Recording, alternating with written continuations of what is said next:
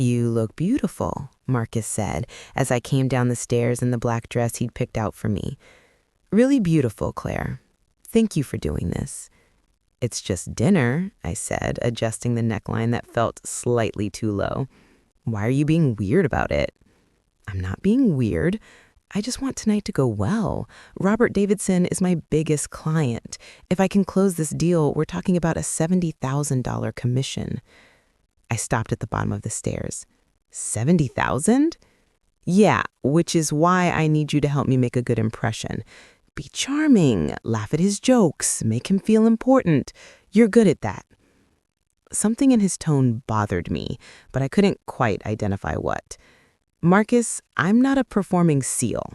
I'll be polite, but I know, I'm just asking you to be yourself, the version of yourself that everyone loves.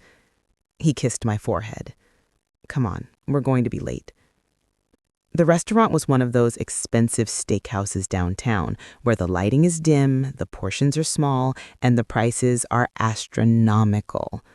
Marcus had made reservations weeks ago, apparently, planning this dinner carefully. Robert Davidson was already at the table when we arrived.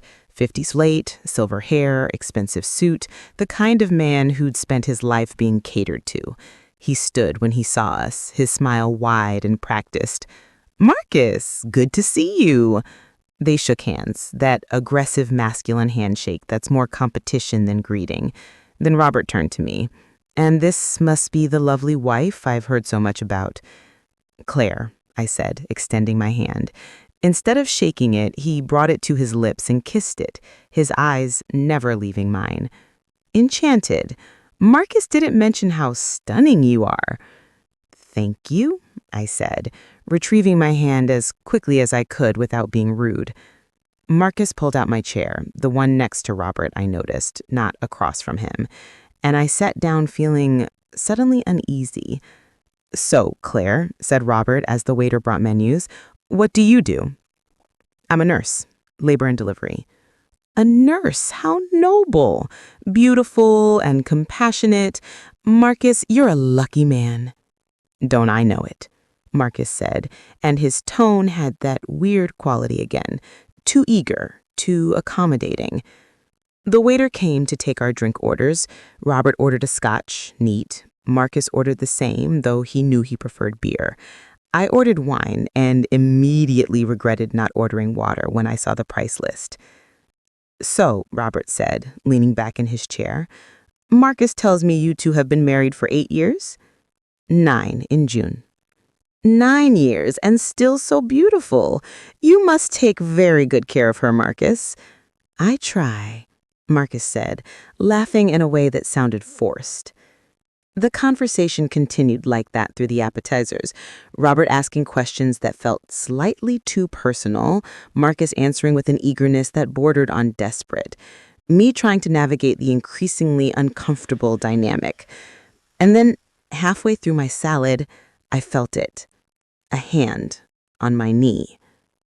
I froze, my fork halfway to my mouth. Robert's hand.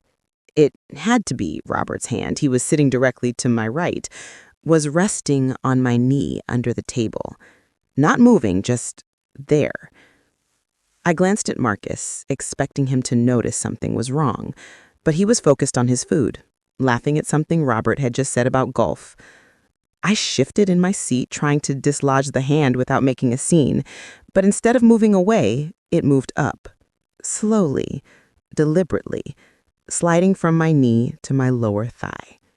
Excuse me, I said abruptly, standing up. I need to use the restroom. In the bathroom, I stared at my reflection in the mirror, my hands gripping the edge of the sink. What the hell was happening? Had Robert really just put his hand on my leg, or was I overreacting? But no, that definitely happened, and it had been deliberate. I needed to tell Marcus. We needed to leave. When I returned to the table, both men looked up. Robert smiled. Marcus looked anxious. Everything okay, honey? Marcus asked. Fine, I said, sitting back down in my chair, making sure to angle slightly away from Robert this time. The entrees arrived, a $50 steak that I suddenly had no appetite for. I cut into it mechanically, trying to focus on the conversation, trying to ignore the way Robert kept looking at me. And then his hand was back, on my thigh, again, higher this time, just above my knee. I looked directly at Marcus, my eyes wide, silently pleading with him to notice, to see what was happening. He met my gaze, and for a brief moment I saw acknowledgement in his eyes. He saw it. He knew. And then he smiled and looked away, continuing his conversation with Robert about quarterly projections. My blood ran cold. Marcus had seen Robert's hand on my leg, and he'd done nothing. I grabbed Robert's wrist under the table and firmly removed his hand, placing it back on his own leg. "Don't," I said, quietly, but firmly. Robert chuckled. "Feisty, I like that." "Claire," Marcus said, and his voice had a warning tone. "Robert was just telling me about his place in Aspen." "I don't care about his place in Aspen." I set down my fork. "I need to talk to you, outside, now." "Claire?" "Now, Marcus." I stood up and walked toward the entrance without waiting to see if he'd follow. After a moment, I heard his chair scrape and his footsteps behind me. Outside on the sidewalk, I turned on him. "What the hell is wrong with you?" "Keep your voice down." "He had his hand on my leg, high on my leg, and you saw it and did nothing." Marcus glanced back at the restaurant nervously. "Can we not do this here?" "Then where? When? When were you planning to address the fact that your client was groping me at dinner?" "He wasn't groping you." "Yes, he was. His hand was on my thigh, Marcus, and when I looked at you for help, you smiled and looked away." "It's not that big of a deal." "Not that big of a deal. A strange man was touching me inappropriately, and my husband did nothing." "Claire, please." Marcus ran his hands through his hair. "I need this deal. I've been working on it for 6 months. Davidson represents a huge account. I don't care about the account." "Well, maybe you should. That $70,000 would pay off your student loans. We could finally take that vacation to Italy you've been talking about. We could what? Buy things? Is that what you're saying, that I should let some creep touch me so we can have nicer things?" "That's not what I'm saying." "Then what are you saying, Marcus? Because it sounds an awful lot like you're asking me to tolerate harassment for a commission check." Marcus was quiet for a long moment. Then quietly, "Robert Davidson is known for this, for wanting attention from the wives. It's just how he operates." I stared at my husband. You knew he was going to do this?" "I hoped he wouldn't. But I've heard stories from other sales guys about how he likes to feel like the big man, likes to have beautiful women pay attention to him." "And you brought me anyway?" "I brought you because I thought you could handle it. You're charming, you're beautiful, you're good with people. I thought if you could just be nice to him, make him feel special." "Nice to him?" My voice was getting louder again. "He had his hand on my leg, Marcus. That's not being nice. That's being assaulted." "Don't be so dramatic." "Dramatic? Are you serious right now?" "Look, all I'm asking is that you go back in there, finish dinner. Be pleasant. Laugh at his jokes. Let him feel like he's charming. That's it. And if he touches me again?" He hesitated. "Then can you just tolerate it? For tonight, just this once." I felt like I'd been punched in the stomach. "You're asking me to let him grope me?" "I'm asking you to help me close a deal that could change our lives." "By prostituting myself?" "Jesus, Claire, it's not prostitution. It's just being nice to a client." "Being nice doesn't include letting him put his hands on me, Marcus."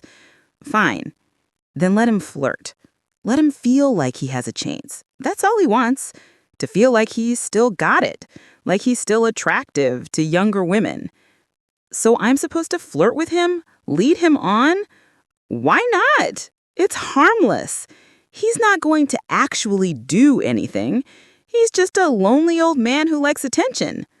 A lonely old man who was touching me under the table while you watched and did nothing. I'm doing something now. I'm explaining the situation. Robert Davidson signs contracts based on how he feels about his sales reps. If he likes you, if he feels like we're a team, he'll sign. If he thinks I can't even convince my wife to be pleasant to him, he'll go with someone else. Let him go with someone else then. Claire, I'm not going back in there, Marcus. I'm going home. You can stay and finish your dinner with Robert and explain that your wife has boundaries. You're being selfish. Selfish? I'm being selfish because I won't let a stranger touch me inappropriately? You're being selfish because you're thinking about yourself instead of our future, instead of our financial security, instead of what this deal could mean for us. What it could mean for us? Marcus, listen to yourself. You're asking me to let someone violate me for money? How is that thinking about us? One dinner, Claire. That's all I'm asking. One dinner where you put on a smile and tolerate some harmless flirting. It's not harmless, and it's not just flirting. So what do you want me to do? Walk away from 6 months of work? Lose a $70,000 commission? Tell Robert Davidson to go to hell and tank my career? I want you to stand up for me. I want you to go back in there and tell him that touching your wife is unacceptable. I want you to be my husband instead of a salesman. Marcus pulled out his phone and looked at it. He's texted me, asking if everything's okay. I need to get back in there.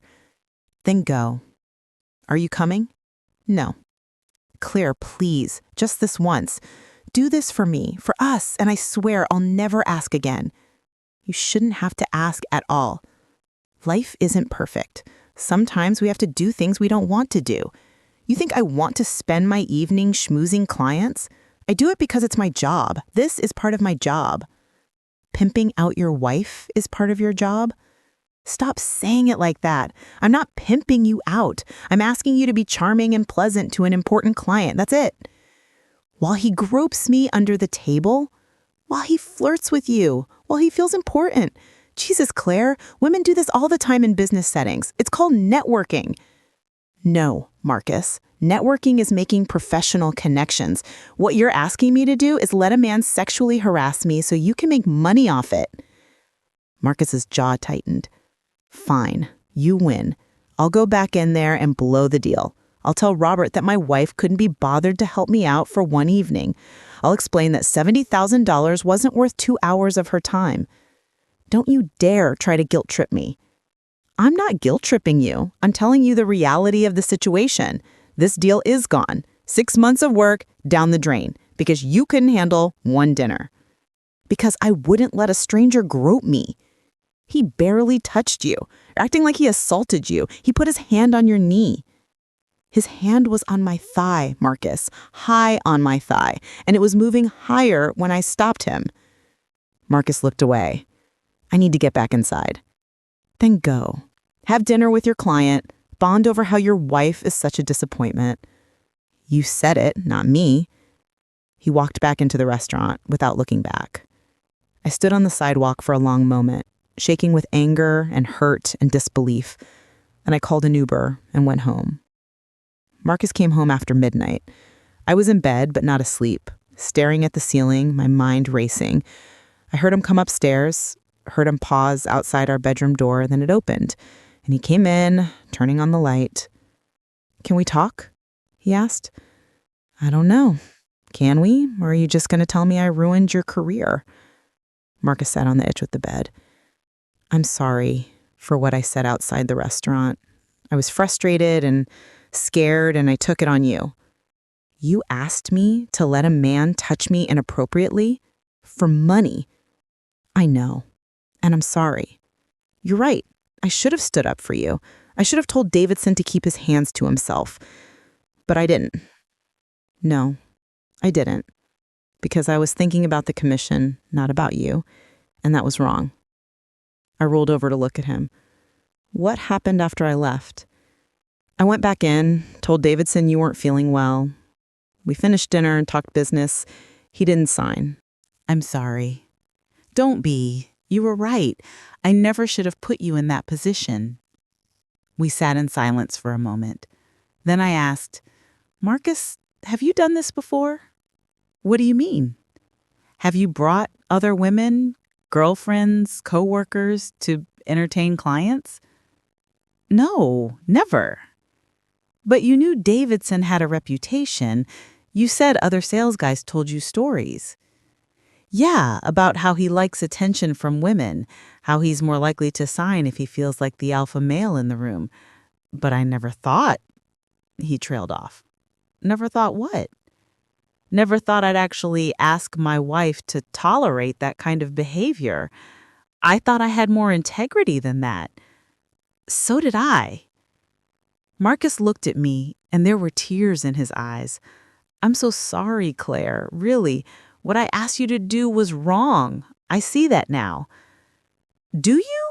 Or are you just sorry because the deal fell through anyway? I'm sorry because I hurt you, because I made you feel like I valued money more than your dignity. That's exactly what you did. I know, and I don't know how to make it right. You can start by never asking me to do anything like that again. I won't. I promise. And you can start by acknowledging that what Davidson did was assault. It wasn't harmless flirting. It was unwanted touching. You're right. It was assault, and I should have protected you from it. I wanted to believe him, wanted to accept his apology and move past this, but something felt off. Something about the way he'd known Davidson's reputation but brought me anyway. The way he'd picked out my dress and told me to be charming and laugh at his jokes. Were you deliberately putting me in a position where he'd feel comfortable touching me? No, Claire, I swear. Because that's what it feels like. Like you were offering me up to him as part of the deal. That's insane. I would never... Wouldn't you? You literally asked me to tolerate his hands on me. How is that different from offering me up? Marcus stood up, pacing. I made a mistake. A huge, terrible mistake. But I didn't plan it. I didn't set you up. I got desperate. The commission was so big, and I've been under so much pressure at work, and I thought if I could just close this one deal, everything would be easier. So you sacrificed me for your career. I made a bad choice, in the moment. That's all. No, Marcus, it wasn't a moment. You knew Davidson's reputation before we walked into that restaurant. You knew what kind of man he was. And you brought me anyway, dressed me up, positioned me next to him, and told me to be nice and laugh at his jokes.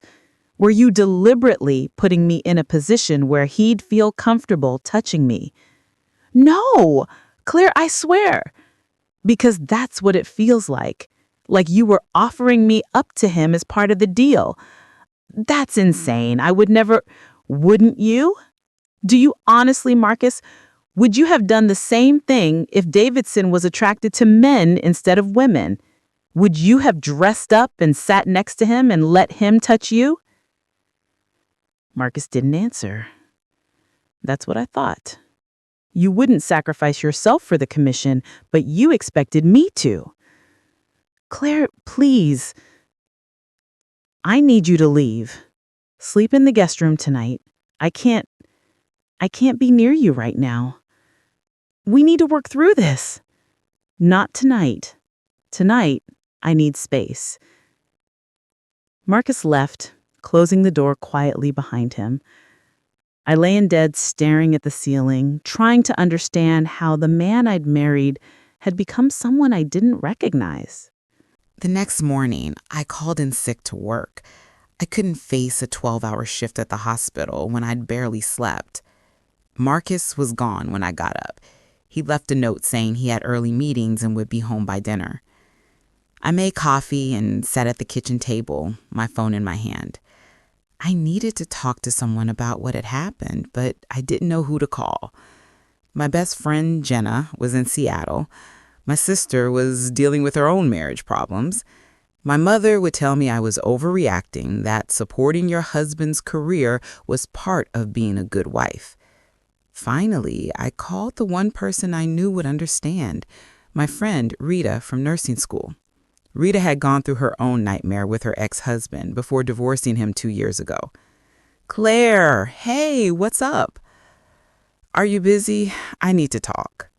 "Never too busy for you. What's wrong? You sound terrible." I told her everything. The dinner, Robert Davidson's hand on my leg, Marcus seeing it and doing nothing. The conversation afterward where he'd essentially asked me to prostitute myself for a commission. When I finished, Rita was silent for a long moment. "Claire," she finally said, "you need to leave him." "What?" "Leave Marcus today. Pack a bag and come stay with me."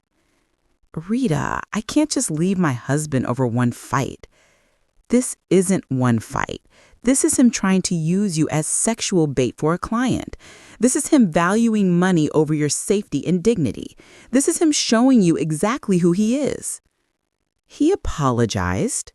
"Of course he apologized. He didn't get the commission, so now he's doing damage control. But Claire, listen to yourself. He asked you to let a strange man touch you inappropriately so he could make $70,000. Claire, marriage vows don't include, 'I'll pimp you out to clients when convenient.'" I laughed despite myself. "I need time to think." "Take all the time you need, but think about this seriously. This isn't about one bad night. This is about whether you can trust your husband to protect you. And right now, the answer seems to be no." After we hung up, I sat at the kitchen table for hours, thinking about everything Rita had said. Was she right? Was I being too forgiving? Or was Marcus genuinely sorry and I was overreacting to a moment of poor judgment? That evening, Marcus came home with flowers and tight takeout, my favorites. "Peace offering," he said, setting everything on the kitchen table.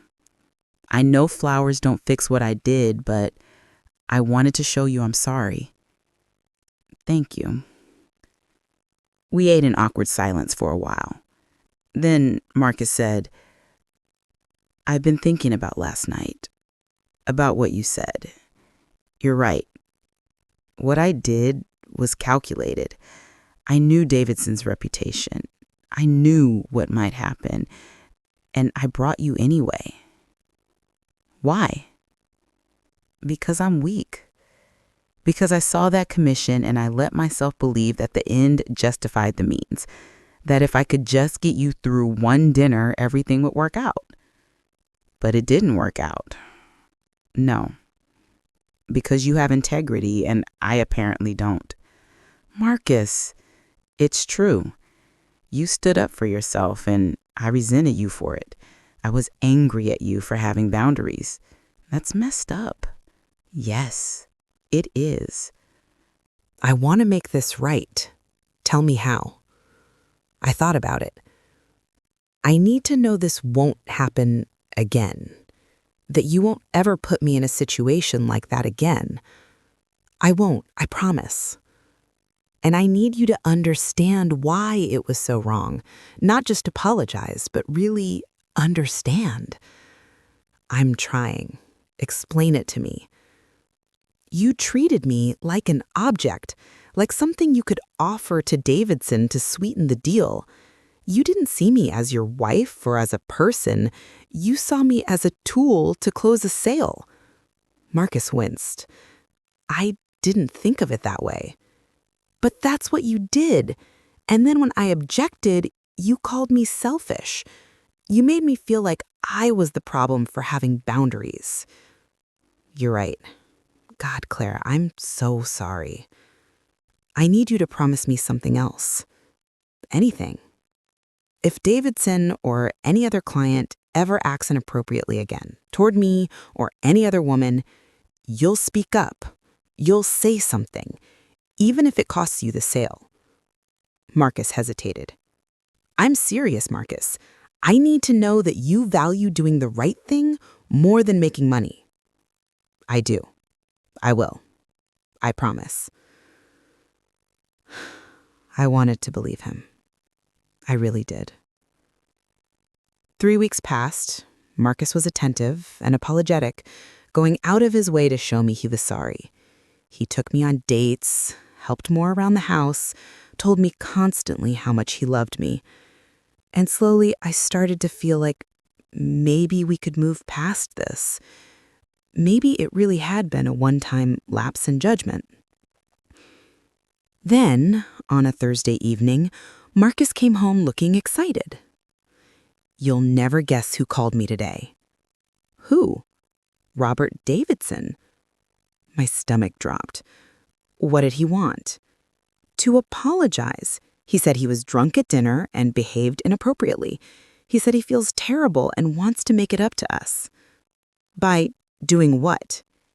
He invited us to his place in Aspen for the weekend, all expenses paid, said he wants to show us his property and discuss the contract in a more relaxed setting. You told him no. Marcus's smile faltered. Actually, I said we'd think about it. Marcus, no. Just hear me out. No, absolutely not. We are not going to Aspen with that man. Claire, he apologized. He knows he messed up. And this is a second chance at the deal. I don't care about the deal. Well, I do. This is my career. Your career isn't worth my safety. He's not going to hurt you. He apologized. He knows he crossed a line. And you think that means he won't do it again? Marcus, men like Davidson don't change. They just get better at manipulation. You're being paranoid. I'm being smart. He waited 3 weeks to reach out, just long enough for us to think it's over. And now he's inviting us to his private property, where there won't be any witnesses or ways to leave easily. This is predatory behavior. You're overreacting. Stop telling me I'm overreacting. I'm the one he groped. I'm the one whose boundaries he violated. I get to decide if I want to be around him again. And the answer is no. Fine. Then I'll go alone. Excuse me? If you won't come, I'll go by myself. This is too important to pass up. You're seriously going to go spend a weekend with a man who sexually harassed your wife? He didn't sexually harass you. Yes, he did. His hand was on my leg without my consent. That's textbook harassment. He apologized. So that makes it okay? He apologized, so now we just forget it happened? Marcus ran his hands through his hair, frustrated. What do you want me to do, Claire? This is my job. This is how business works. Sometimes you have to work with people who aren't perfect. There's a difference between not perfect and sexual predator. He's not a predator. Jesus, he's just an old man who had too much to drink and got handsy. It's not that serious. It was serious to me. Well, maybe you need to toughen up. This is the real world. Sometimes people cross lines. It doesn't mean your whole life is over. I stared at my husband. Did you seriously just tell me to toughen up about being sexually harassed? I'm saying you're letting one bad moment define how you see everything. Davidson made a mistake. He apologized. Can't you move past it? Can you move past the fact that he put his hands on your wife? I'm trying, but you won't let me. You keep bringing it up, keep acting like I'm the villain here. You are the villain. You asked me to tolerate being groped, and now you want to go spend a weekend with the man who did it. Because, unlike you, I can separate business from personal feelings. The words hung in the air. Get out, I said quietly. What? Get out of this house right now. I don't want to look at you.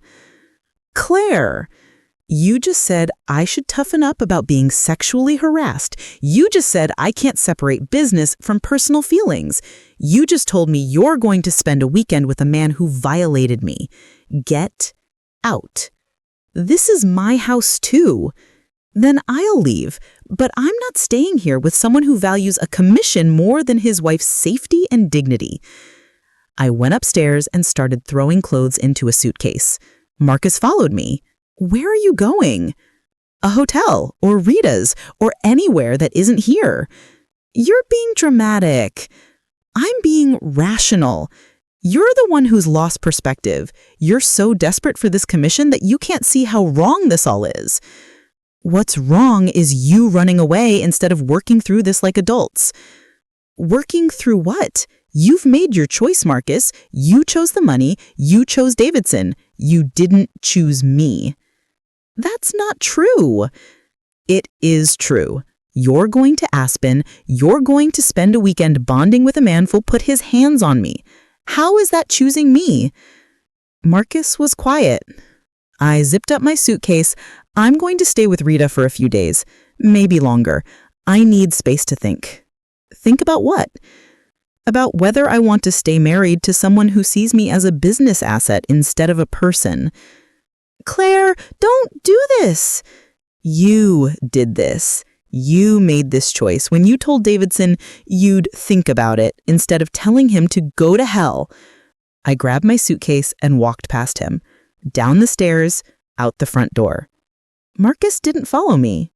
I drove to Rita's apartment in Aurora, tears streaming down my face the entire way.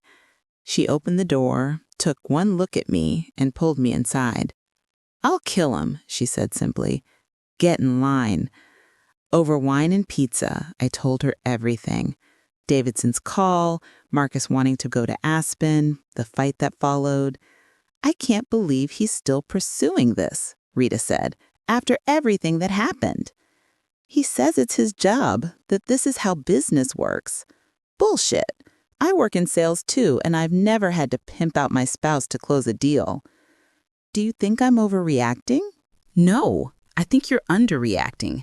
Claire, this man asked you to let a client grope you, and when that didn't work, he's trying to convince you to spend a weekend at the client's private property. This is escalating, not improving. But he apologized. He apologized and then did the exact same thing again. That's not an apology, that's a manipulation tactic. I knew she was right. But acknowledging it meant acknowledging that my marriage might be over. What do I do? You talk to a lawyer. You figure out your options. You protect yourself. I don't want a divorce. Maybe you don't have to divorce him. Maybe he'll come to his senses. But you need to know what your rights are in case he doesn't. The next day, I called a divorce attorney. Just for a consultation, I told myself, just to understand my options. The attorney, a woman named Sandra Chen, listened to my story with a carefully neutral expression. "Let me be clear," she said when I finished. "What your husband did, asking you to tolerate sexual harassment for financial gain, that's called sexual exploitation. In some states, it could be considered a form of sex trafficking. That seems extreme.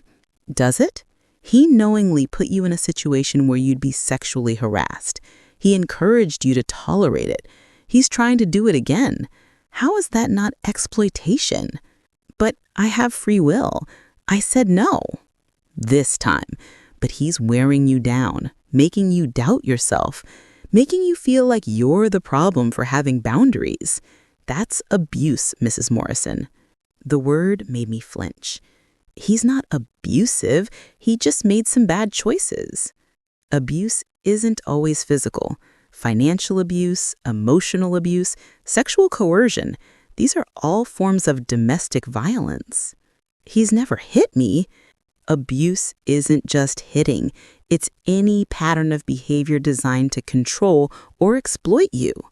I left the attorney's office with a packet of information about divorce proceedings and a referral to a therapist who specialized in domestic abuse. Was that what this was? Abuse? I stayed at Rita's for a week. Marcus called and texted constantly, but I didn't answer. I needed space to think without his voice in my ear. On day 8, he showed up at Rita's door. "Please," he said when I opened it, "just talk to me." "Did you go to Aspen?" "No," I canceled. Told Davidson I couldn't make it. "Why?" Because you're more important than the commission. You're more important than anything. I stepped out into the hallway, closing Rita's door behind me. You're just saying that now because I left. I'm saying it because it's true, Claire.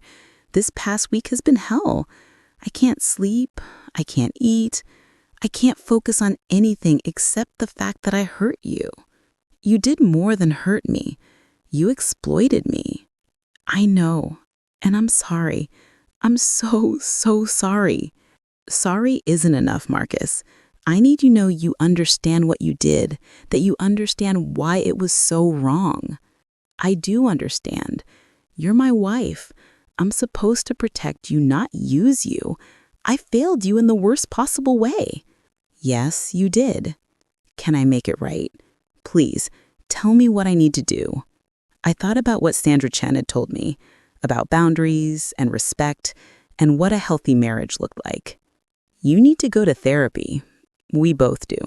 Separately and together. Okay. Yes, I'll go. And you need to quit your job. Marcus's eyes widened. What? If you're working in an environment where this kind of behavior is normalized, where clients sexually harass wives and sales guys are expected to tolerate it, then you need to leave that environment. Claire, I can't just quit. We have a mortgage. I don't care. Find another job. Get out of medical device sales. Do something else. That's my entire career. Then build a new career, because I will not stay married to someone who sees me as a business tool. That's not fair. Life isn't fair, but that's my boundary. Therapy and a new job, or we're done. Marcus stared at me for a long moment. Then, okay. Okay, what?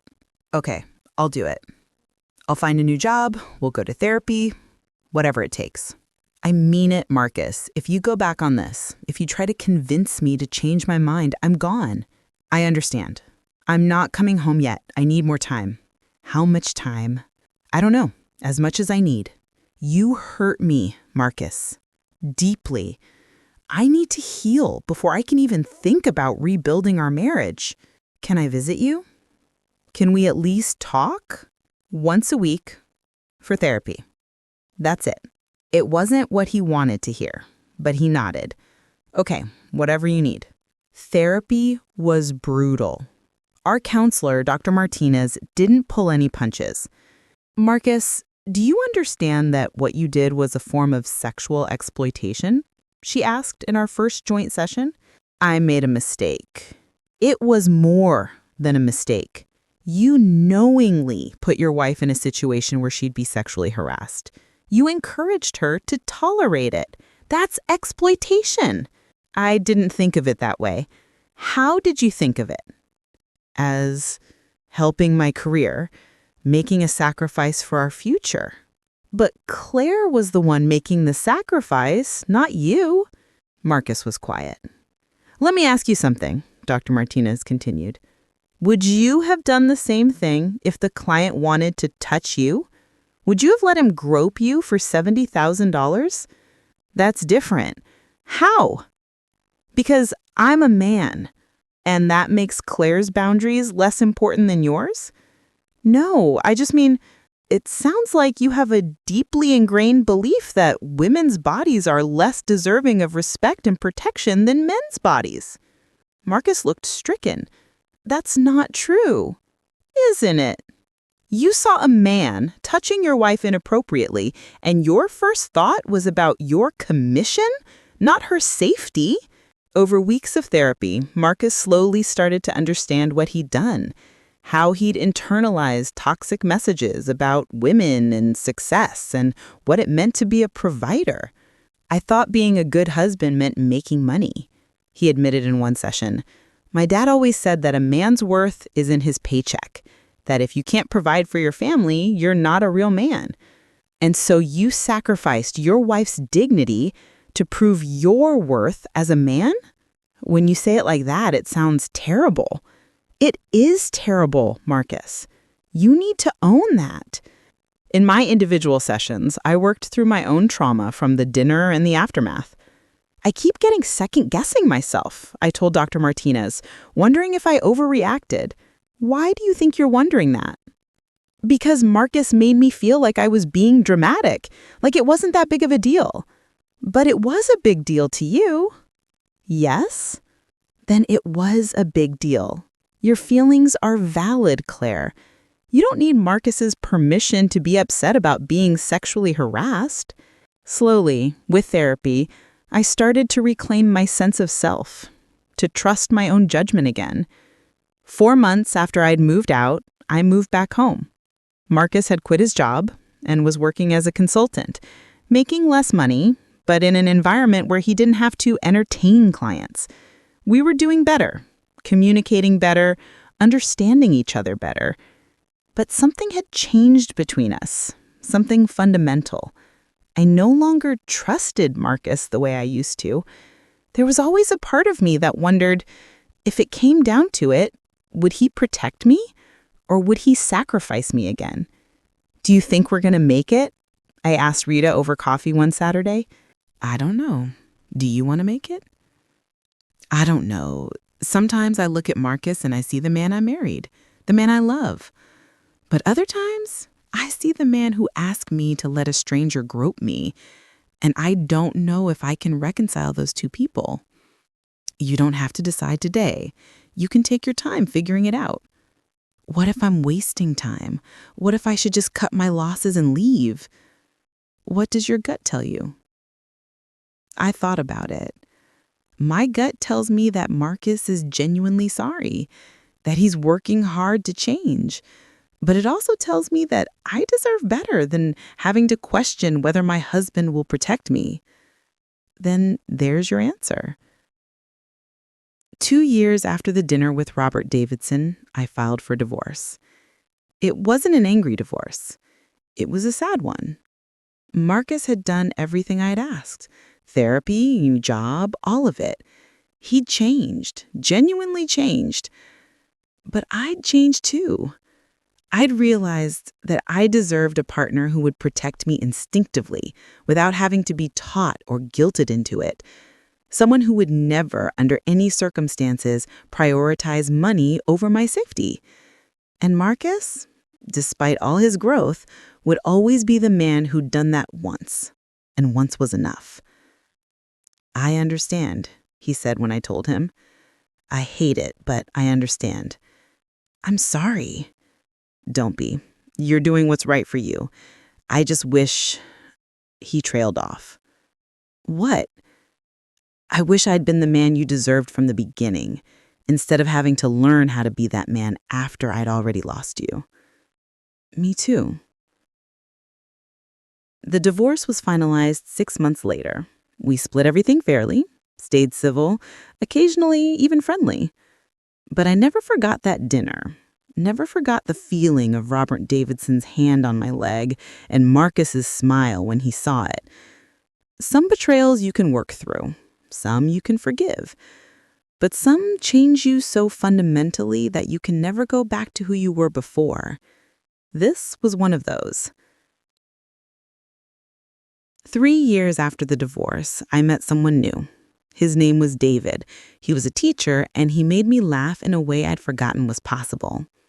On our 3rd date, we were at a restaurant when another man, drunk and obnoxious, made inappropriate comments to me as he walked past our table. David stood up immediately. "Excuse me, but that's unacceptable. You need to apologize to my date." The drunk man laughed. "Relax, man. I was just being friendly." "No, you were being disrespectful. Apologize or leave." The drunk man looked at David, then at me, then back at David. Something in David's expression made him mutter an apology and stumble away. David sat back down. "I'm sorry you had to hear that." "You stood up for me." "Of course I did. That guy was out of line." "Thank you." "You don't need to thank me. That's basic human decency." Basic human decency, the thing Marcus had failed at. I realized then that I'd made the right choice, that leaving Marcus had opened up space for someone who would protect me instinctively without having to be taught or guilted into it. Someone who understood that my dignity was non-negotiable regardless of the circumstances. "Are you okay?" David asked, noticing my expression. "Yeah, I'm really okay." And for the first time in years, I meant it. 5 years after that terrible dinner, I ran into Robert Davidson at a coffee shop. He was older, grayer, still wearing expensive suits. He recognized me immediately. "Claire! Claire Morrison, isn't it? Or was it— I'm sorry, I don't remember your married name." "It's Morrison again. I went back to my maiden name after the divorce." "Ah, I'm sorry to hear that." But he didn't look sorry. He looked pleased. "It was for the best." "Well, you look wonderful, just as beautiful as I remember." The compliment made my skin crawl. "I need to go." "Wait." He pulled out a business card. "I'm actually looking for a nurse consultant for my company. Very generous salary, if you're interested." "I'm not." "You don't even know what it pays." "I don't care what it pays. I'm not interested in working with you." "That's too bad. Marcus always said you were smart." "You talk to Marcus?" "Occasionally. He works for one of my competitors now. Doing well from what I hear." The thought of Marcus still operating in the same world as Davidson made me ill. "Goodbye, Mr. Davidson." "Goodbye, Claire. And if you change your mind about the job, you know how to reach me." I threw away his business card on my way out of the coffee shop. Some opportunities weren't worth what they cost. On a sunny Saturday morning, 6 years after the divorce, I married David in a small ceremony in my parents' backyard. It was simple and perfect, just close friends and family, vows we'd written ourselves, food from our favorite restaurants. "I promise to protect you," David said during his vows, "to stand up for you, to never ask you to compromise your dignity or safety, to be your partner in every sense of the word. I promise to trust you," I said during mine, "to believe in your integrity, to build a life with you based on mutual respect and love." As we kissed and everyone cheered, I thought about the dinner with Robert Davidson, about Marcus's smile when he'd seen Davidson's hand on my leg, about all the pain and growth and healing that had followed. I thought about how that terrible night had ultimately led me here, to this moment, to this man who would never ask me to sacrifice myself for any reason. And I realized that sometimes the worst moments of our lives are actually gifts. Gifts that show us who people really are. Gifts that force us to demand better. Gifts that lead us to exactly where we're supposed to be. It had taken me years to see that night as anything other than a betrayal. But standing there with David, surrounded by people who loved and respected me, I finally understood. That night had set me free. Free from a marriage built on the wrong foundations, free from settling for less than I deserved, free to find someone who would protect me not because he was taught to, but because he couldn't imagine doing anything else. And that freedom was worth every painful moment that had led me here.